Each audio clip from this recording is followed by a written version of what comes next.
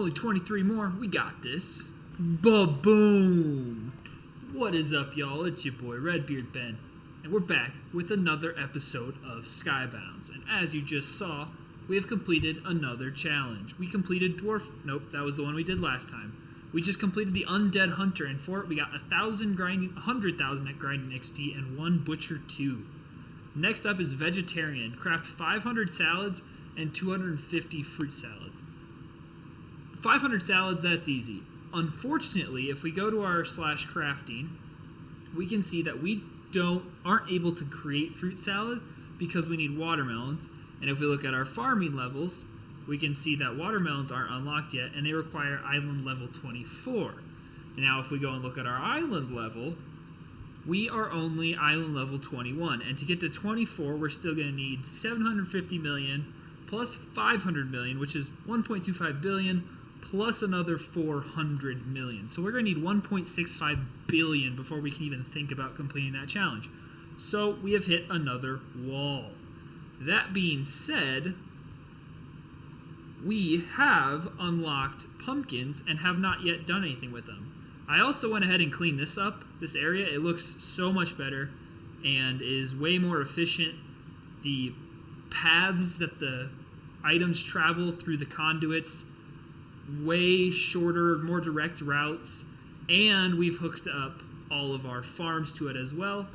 All 4 of these farms right here, as well as all 3 of those farms, and then mob system and the ore system as well. But on today's episode, as we just discussed, we did unlock pumpkins recently. So if we look at our farming level, we're now able to farm everything up to bamboo except for cocoa beans, which we still want to keep an eye out for cocoa beans and try to either buy a book, find a book, buy the pages, whatever it is. That's one we definitely want. We want to be able to make and farm everything that's available.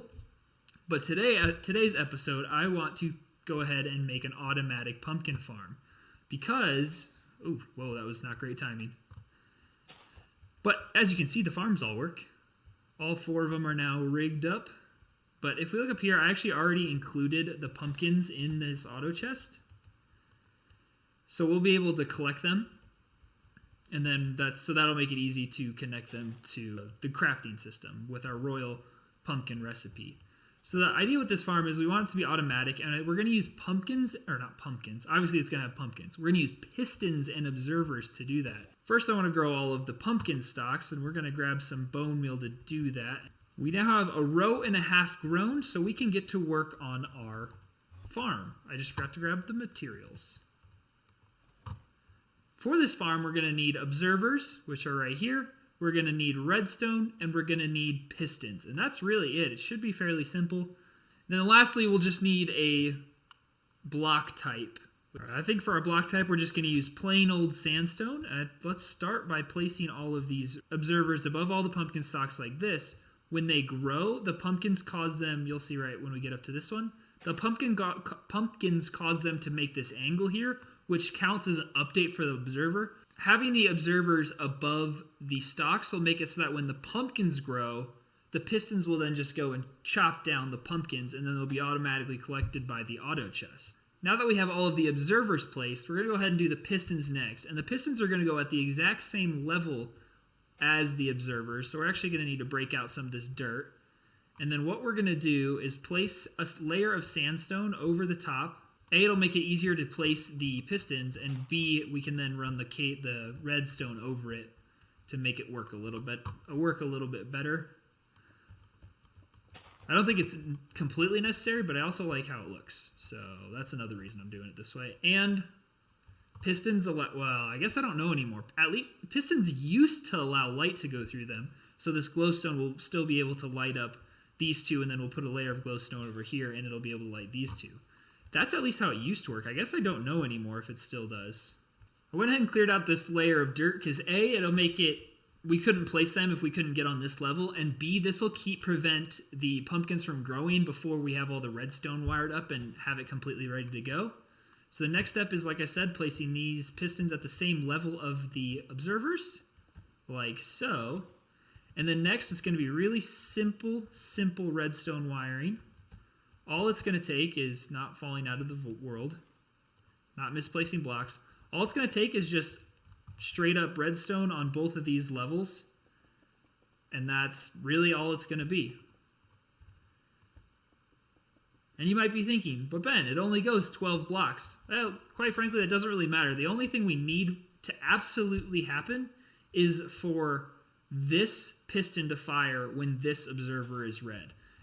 It doesn't hurt anything that they all will fire, but as long as this piston fires when this pumpkin grows, it's all that really matters. So then we're going to do the same thing over here. It's going to be a little annoying because of the water, but that's fine. We can get over that. Yeah, so the thing with this design, well, there you go. You just saw it happen somehow. I don't know what grew. Oh, I know what happened. One of the stalks grew up the rest of the way. But as you saw there, both sides are going to fire every time a pumpkin grows. But again, that's not going to hurt our efficiency. As far as I know, it shouldn't hurt our efficiency. And we're really going for compactness here on our island because we're trying to keep everything within those 4 chunks that we have discussed in the past. Chunk 1, 2, 3, and 4. Because that's where these farms are located, those farms, the crafting robots, the ores, and all that kind of stuff. So we're trying to keep it in these 4 chunks so I can AFK with just one account. Because my main account has a bolt rank. So I can AFK for 4 hours. I think it's either 4 or 5. And then, so even though my brother has an account, he doesn't have a rank. So his account doesn't help us with AFKing. It's really only my account and only one person can do it. So I'm trying to keep everything within the 4 chunks. But yeah, like now we have this all set up. Hopefully once we get the dirt down, we can get a pumpkin to grow and we can demonstrate. Ah, there we go. Something grew and it just smashed my head in. There you go. If you saw that pumpkin grow, just like that, it made it go off, and this is going really fast actually.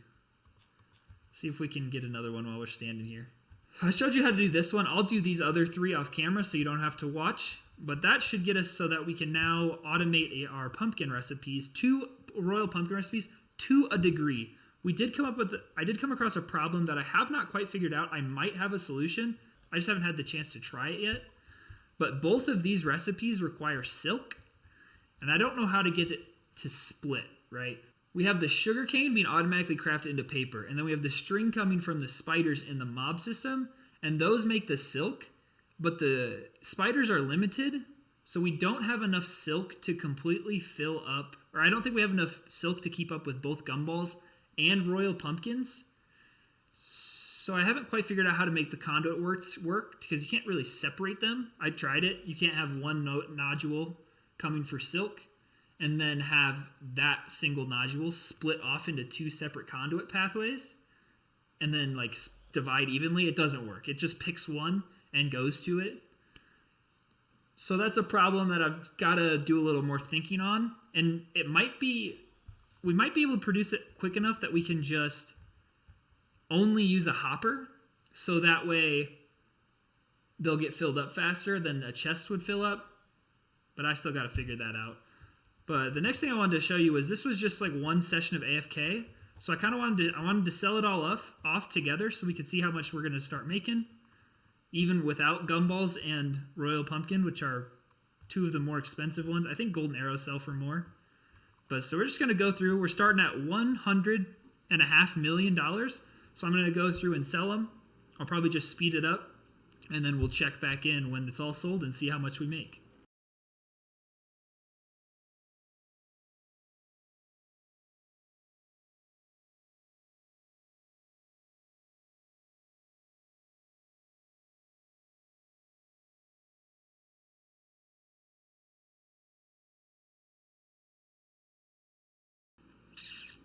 Full disclosure, I thought that would be more than 42 million. That being said, I had already sold off everything almost everything in these chests. So we had the chests filled up to, I believe it was up to this one through this hopper. We had that all the way full earlier, and I sold all of it already, including a full inventory of just frost, which sold for close to 15 million.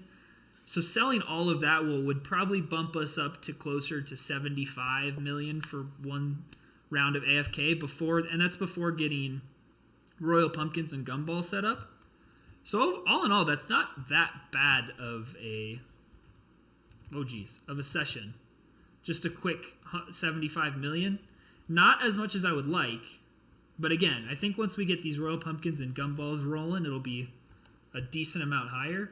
And then also if we look at our IS level, once we get to this level 22, that's when we can start placing blaze spawners. And we do have some blaze spawners handy. I think we only have 7. Let's take a look. Yeah, we only have 7. But that will at least let us sell blaze rods until we can get the crafting recipe for net or blaze warts, which I don't. We can check how much those sell for. Blaze warts, if I can speak, sell for, where are they? Blaze warts sell for 32,500. So if we can get blaze warts going, but we can't farm nether warts for quite a while still. So never mind. I think we need island level 25 to farm nether warts. So I guess the next step is really just to get the royal pumpkins and the gumballs rolling. And once we get those automated, that'll be our best source of cash flow. Unless we want to start coin flipping all our money away. Why not? We'll just go ahead and throw down everything we just made and see if we can win it. This is a really dumb idea. I regret it already. I really hope I win. No regrets. No regrets. Win it. 95 million. Just a quick 45 million. Now we're up to 187 million. So you know what? It works. It works. As you can see, I went ahead and finished that top layer of the pumpkin farm and added a second layer. So now we're making a crazy amount. You just saw it go off. That was perfect timing. We're making a crazy amount of pumpkins. So we have a lot. We'll go with a lot. Look how many levels we have. And just spoiler alert, I added minced beef and fur hats to this auto chest that collects into this storage. For a good reason. It seems weird, but the problem is when you have 2 recipes being made by the same robot, the priorities matter. Because when you go in here, you can see for this one I have flesh pie as the number 1 priority and fur hat as the number 2 priority.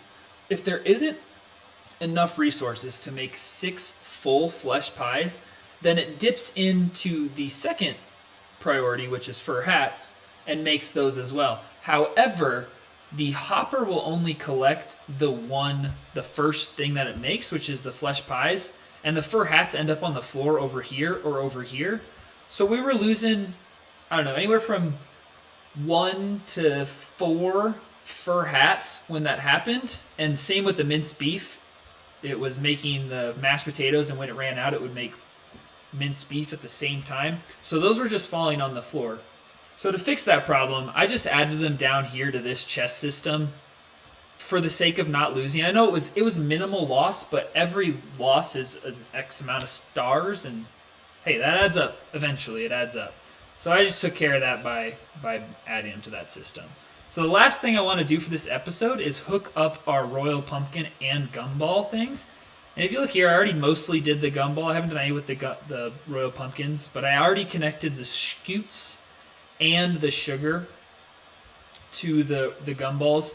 That being said, the sugar isn't automatic, right? So the priority is paper because silk takes paper, and silk is so much more valuable than sugar. I made it so that it was automatically making silk, and the sugar just went by the wayside. Because if you look up here, we have almost a full chest of sugar. We have a ton of sugar down here and a ton of sugar here. So we're set on sugar for a while. I'll just have to manually add it to the gumball recipe. But the problem, if you remember from earlier in the episode, our biggest problem is that both royal pumpkins and gumballs take silk. So we have to find a way to get it to feed both. And if we look at our crafting, the priority needs to be royal pumpkins because they sell for not quite, but nearly 3 times as much as the gumballs. So we want royal pumpkins to be the priority with silk. With that being said, we make so much pumpkin and so much gold ingots at this point that it's a long way down the road, if ever, that we'll be able to make enough silk to keep up with those two and feed both the royal pumpkins and the gumballs. So at this point, we might just end up forsaking gumballs, because if we do look over here, we collect a significant amount of extra scoots, and they sell for a pretty good price. So if we sell hand on just this, you see that we made almost 2 million with just that little bit. So ultimately, that's not a huge loss. It's going to be worth more only making royal pumpkins and selling the scoots for the gumballs than it's going to be to try to find a way where the silk is distributed between royal pumpkins and gumballs. As a result, we're just going to automate royal pumpkins. We're going to add gumball into the chain as a backup for the silk. Instead of having the silk go to extra storage, it's going to go to gumballs. But the royal pumpkins are going to keep up with the silk just because we have such a good earning potential on gold and pumpkins that it's going to be able to keep up. That's all there is to it. So gumball's going to be a fallback, but the priority is going to be royal pumpkins. And that's what we're going to do. We're going to set that up now. Let me go ahead and grab the resources, and I'll meet you back when I'm ready. All right, we should have everything we need. We may need to go back and grab some building blocks, but for now, this is going to be it. And we're going to do, if we look at our royal pumpkin, the pumpkins are going to be on the left just because that's the way it looks. And for the pumpkins, we're definitely going to need some extra storage just to keep up with it. Because if we do look at our crafting recipe, it takes 8 pumpkin, 8 silk, and 4 gold ingots. So pumpkin and silk we want extra storage for. Well, just pumpkins, because silk, that's what our limiting factor is. So actually, I'm not going to worry about a double chest as storage. I'm going to put a chest for this. This is going to be pumpkins, this is going to be silk, and then this one is going to be the gold. And we'll just do one chest for all of them because, like I said, this is so limited on the silk potential that we don't need all that extra storage. We'd rather have the gold filling up this chest and then going to the golden arrows because those also sell for a significant amount. We don't want it all piling up in the royal pumpkin recipe. So we're just going to do one chest for each, and we're going to go from there. And just to keep it more compact, I'm going to put the hoppers kind of out of the way, a little more inconspicuous back over here so it looks decent from the front of the building. Like this, a little more clean this way.